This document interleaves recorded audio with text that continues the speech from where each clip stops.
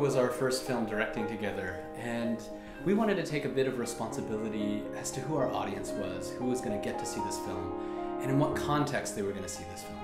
As part of our festival screenings, we always do the school visits as well. So we brought Dice and Robert out to a couple classroom visits too. And after that, those visits, they traveled around the world with the film, but they kept coming back to me about how that experience that they had, specifically in the classroom, was really meaningful to them. Kids reacted to our film in the most genuine way that we could ever hoped for. It really kind of gave us the sense that there's more to filmmaking. Maybe there's a way to affect our audience in a greater way.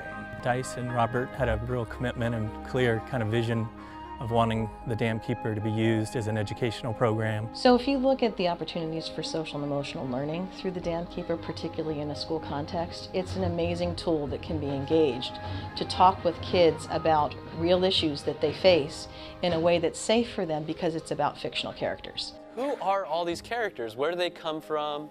Right? And you guys described a lot of different, if you looked at pig and fox and hippo, they're all different people. But really, for us as writers of the film, they're us.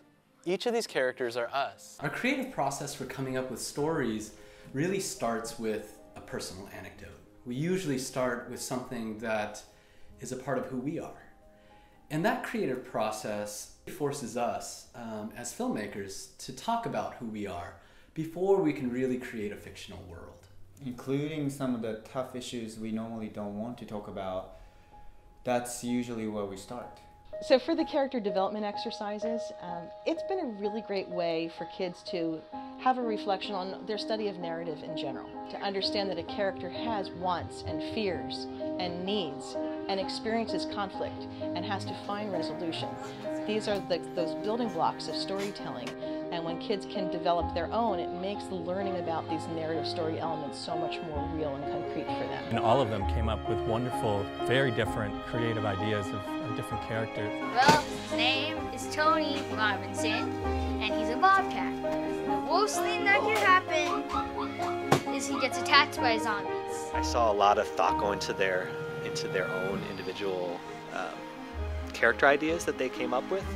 So I'm hoping that that inspires them in their own storytelling. And it was amazing when this opportunity came up to work with educators who understand the classroom and education, because there was an opportunity to take what we do creatively and bring it into the context of the classroom to really provide an opportunity for students to express themselves and to really be creative. We felt like this is what we do every day, and really it's amazing to see what kind of effect it can have on young people. I hope you guys do it a lot more often because I like having you come and teach us. It was really nice, and I want to keep on doing art like this now.